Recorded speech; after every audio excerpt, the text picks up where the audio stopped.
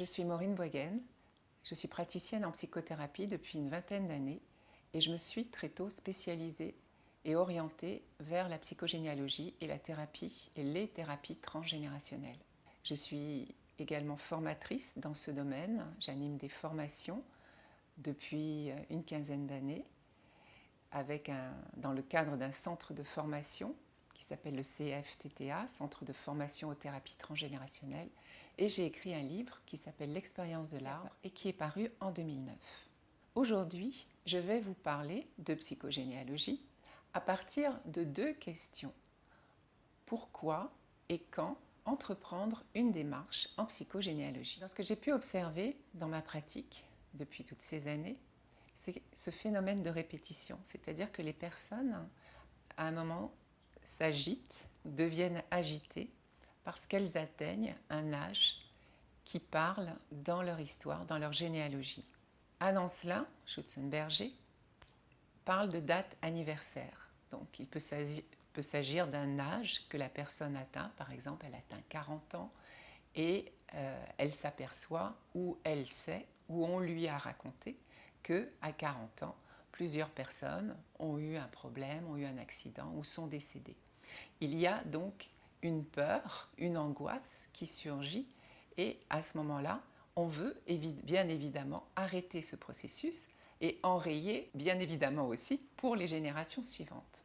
Donc ce constat de répétition, alors il faut savoir aussi que les répétitions, ça n'existe pas, c'est-à-dire que ce n'est jamais à l'identique. Il y a des similitudes, mais c'est le fantasme de penser qu'il va se produire la même chose qui fait que les personnes deviennent assez inquiètes et assez angoissées que ça arrive à nouveau, encore une fois. Donc ça, c'est un bon mobile pour que les personnes viennent et se tournent vers cette méthode thérapeutique. Bien entendu, d'autres façons de venir à la psychogénéalogie, c'est aussi de vouloir comprendre. C'est-à-dire que quand on est enfant, on se pose des questions, ou bien on pose des questions, effectivement, à notre entourage, et les réponses ne viennent pas forcément facilement. Ou bien elles ne viennent pas du tout. Ou bien encore, ces questions-là, on va les garder pour soi et on ne peut même pas les poser. Mais elles restent en soi et on ne comprend pas. Et surtout, on ne peut pas faire confiance à ce que l'on ressent, parce que c'est démenti par l'entourage, les parents, la famille, les frères et sœurs, quelquefois aussi. Donc, les personnes viennent aussi pour comprendre. Comprendre qu'est-ce qui s'est passé. Comprendre pourquoi il y a des silences. Pourquoi est-ce que telle personne a été exclue de la famille? Pourquoi est-ce que un tel est décédé et dont on n'a plus jamais parlé? Comprendre aussi pourquoi il y a des sentiments, des sensations aussi en soi qui nous angoissent et dont on ne sait pas quoi faire. Donc on vient chercher du sens en fait dans la psychogénéalogie.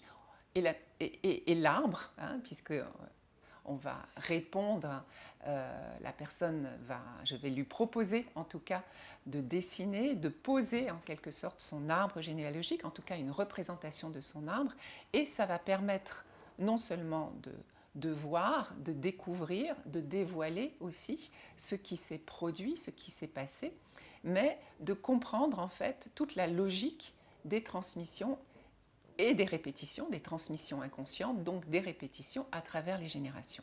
Donc ça apaise déjà énormément, ça soulage, parce que des mots sont mis et qu'on peut sortir du silence. C'est que tout le long de ce travail, de ce processus, la personne va non seulement apporter du sens, mais en apportant du sens, elle recrée du lien. Elle recrée du lien avec elle-même, elle recrée du lien avec ce qu'elle sentait au fond d'elle, mais dont elle ne pouvait pas parler, dont elle n'avait pas confirmation. Et là, en fait, ça va se valider. Donc elle recrée du lien, mais elle recrée du lien non pas seulement en fait avec elle-même, mais aussi avec les autres. Alors les autres en elle, c'est-à-dire la famille que l'on porte en soi, sa famille intérieure, mais aussi dans le réel. Très fréquemment, les personnes vont questionner, demandent en tout cas des détails, vont se faire raconter des bribes d'histoire, des récits. Et tout ça, ça vient enrichir ces liens et ce sentiment aussi, ça réintègre, ça réhabilite en fait le sentiment d'appartenance. Quand je dis le sentiment d'appartenance, il ne s'agit pas forcément d'aimer sa famille ou de les côtoyer, mais de se sentir intégré dans cette famille, c'est-à-dire de ne pas se sentir, de sortir de l'exclusion de cette famille.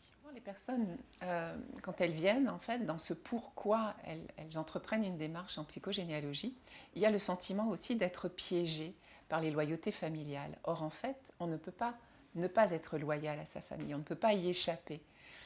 Et le but, finalement, dans ce travail, dans cette démarche, c'est de s'arranger avec les loyautés, de négocier avec, c'est-à-dire de les reprendre à son compte pour que, d'une façon positive, elles viennent soutenir et non pas qu'on puisse se sentir aliéné. Dans le pourquoi aussi de faire cette démarche transgénérationnelle, les personnes viennent avec le sentiment de payer pour une faute dont elles sont complètement innocentes et étrangères, qui appartiendrait donc à un ancêtre, à une autre personne. Donc comment finalement sortir finalement de dettes transgénérationnelles et ce sentiment, il trouve aussi vraiment et sa valeur et son sens quand on pose l'arbre, quand on pose cette représentation de son histoire, de sa généalogie, et que l'on mesure effectivement qu'il y a des situations, et de nombreuses situations, qui n'ont pas été réglées antérieurement. Et que ce qui n'est pas réglé vient peser sur les générations suivantes. Et à cet endroit-là, effectivement, la personne se questionne parce qu'elle sent un poids, elle sent des lourdeurs, voire dans son corps aussi. Alors, dans le pourquoi on vient aussi vers la psychogénéalogie, j'ai oublié de mentionner que, bien sûr, ça vient à certains moments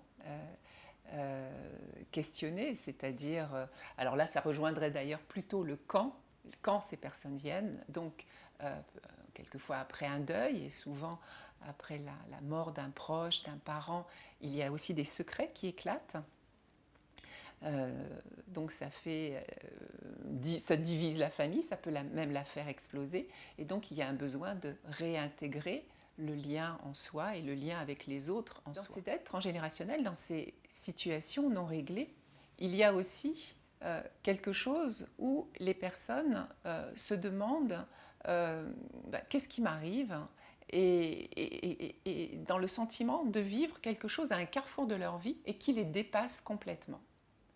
Et là, effectivement, il y a quelque chose qui vient s'accumuler, qui vient s'agglomérer, se cristalliser dans une situation ou dans un événement, et où les personnes se sentent effectivement comme piégées avec quelque chose qu'elles ne comprennent absolument pas. Et ça peut se faire, par exemple, ça peut se produire au moment je vous parlais d'un deuil, mais quelquefois aussi d'une naissance ou d'une grossesse, ou bien d'un divorce, ou aussi d'un exil. Voilà, c'est juste cette rencontre qui se produit et où va se fabriquer un télescopage entre une histoire antérieure que l'on porte en soi et une situation que l'on rencontre dans le présent. Et ce télescopage va faire que les personnes, à ce moment-là, se sentent complètement perdues, ne comprennent plus rien, elles perdent le sens. Et la psychogénéalogie est vraiment la méthode, le travail qui va pouvoir les aider à se séparer de ce qui n'a pas été réglé, c'est-à-dire des souffrances antérieures, et de revenir dans le présent de leur vie. Donc, c'est vraiment une méthode qui apaise, qui soulage, qui ramène du sens et qui permet effectivement de prendre une distance, de se distancer, non pas forcément de sa famille, mais des souffrances vécues par ceux de la famille, de notre généalogie.